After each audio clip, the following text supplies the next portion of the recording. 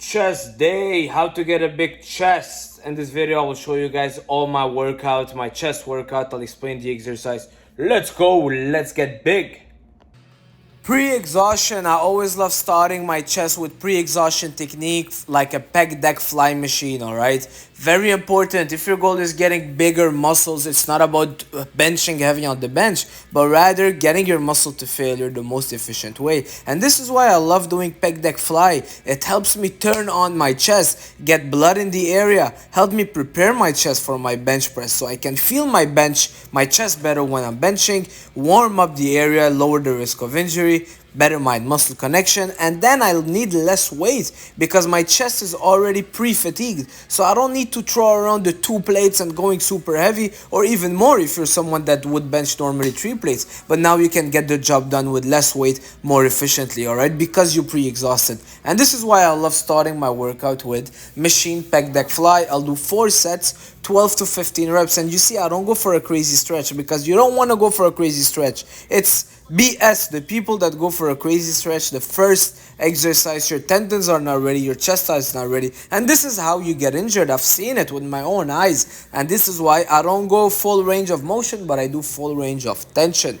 I try to really focus on the squeeze because, as opposed to what everybody would tell you, it's not just about going for that crazy stretch. That's a good way to get injured. Okay, so I go for a not bad range of motion, but I make sure that the tension is always on my chest. And as soon as my tension goes on my shoulder, I go back to a lower range of motion. So moving on, I'm really focusing on a 1 second hold and slowly going back. Okay, so 4 sets of 12. Moving on, the king of all chest exercises, the barbell bench press. And guys, I don't care what anybody says, as soon as I stopped bench pressing, barbell bench press free weight, my chest was just shrinking.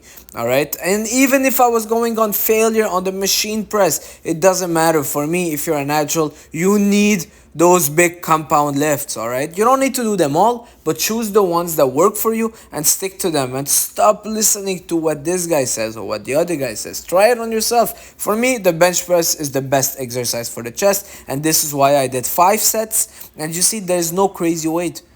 A plate and a 25, 1 plate 25, but sets of 8 to 10, really controlling the weight down, not arcing my back, really feeling my chest getting all the tension. There was nothing on my shoulders, nothing on my triceps. You see how I'm controlling it? Well, it's getting the job done for me. And yes, I can go for 2 plates and even more if I want to arc my back like crazy and bounce the weight around. But that's not my goal. My goal is not lifting heavy and impressing people at the gym. I already have a girlfriend, so now I can drop my ego at the gym and just focus on using my muscles correctly, not bouncing the weight and getting my muscle to failure instead of just piling on the weights on the bench, because that's not what matters. And look at my wrist. Wrist is always straight. It feels like the bar is always gonna fall. Your fingers are just there to hook it, but you want to keep your wrist straight. Moving on, my brothers, after the 5 sets of bench press, overhead press. I love this exercise. It's also the king of all exercises for shoulder development, and I love it standing. It's way better than doing any machine, in my opinion. You know, I'm a big free weight guy, but also they do something. I had, I think, 25 each side, or maybe 30 big max. But trust me, I'll feel it more than if I had 60 pounds each side, or 70 or 75 seated. All right, so I did 3 sets actually of overhead press. I feel like it primes my rotator cuff, and then I went back to a bit of chest incline, and look, only 60 pounds. Oh my god, you just used 60 pounds. Yeah, but guess what, my chest is on fire afterward, and this is what gets the job done for me. Why would I go for the hundreds if I can get the job done with 60? To impress the guy that was seated next to me? No, I don't care about that. I'd rather get a bigger chest. All right, and this guy is actually a beast, so I know him, and he won't be impressed anyways. So moving on, I did 3 sets, and I like this angle. My chest is looking pretty good. I'm not going all the way down for a stretch, but I'm really trying to focus on keeping that tension on my chest, and I was feeling it pretty good. Now I want to mention something. Look at my neck. My neck is off the bench, but I'm stabilizing with my core. So if you want to keep your neck off the bench, make sure your core is engaged. Otherwise, you will feel a lot of tension on your traps and on your neck. Not ideal. So 3 sets of 12, man, my chest was on fire. I did a little bit of push-ups. Everybody that thinks that you cannot grow from push-ups or body weight exercises is complete BS. The body only knows tension. All right, so I did a lot of push-ups and I love them, and they are underrated movement, just like lunges, just like pull-ups. So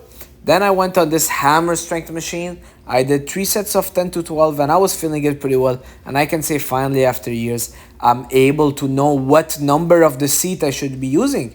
Because a lot of time I was using the wrong seat and not feeling it well in my chest. But now I'm using the proper seat and my chest is just feeling awesome. Look at this. It's my beautiful girlfriend that filmed me. And it's another underrated thing. If you're a bodybuilder, a girlfriend that supports you, or a boyfriend for some people, I mean, I'm not judging anybody, but a partner, a lover that can also go to the gym with you and film you and support you in this journey, and then you go back home and you have some meals ready.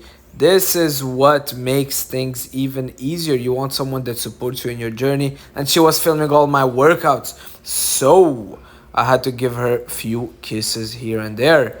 It's part of the job. Moving on, I did a little bit of the machine. So this one is kind of a decline press. You can't see it very well, but it's like a decline press, and I really like it. I finish off with it. It feels pretty good. And then I want to try this machine, all right, just for fun. This one, I'll do it sometimes. I was feeling so good yesterday, all right, so because this workout was filmed yesterday, so I was just going at it, you know, with the higher carbs. I'm really eating a lot more carbs, so you guys can see like my muscles look bigger, but it's just the muscle glycogen and the water and all. So I went for 3 sets of 12. I did a little bit of cable crossover, and that was it. A little bit of posing for you guys. So I'm currently 162 pounds. I look a little bit watery, but trust me, I'm lean.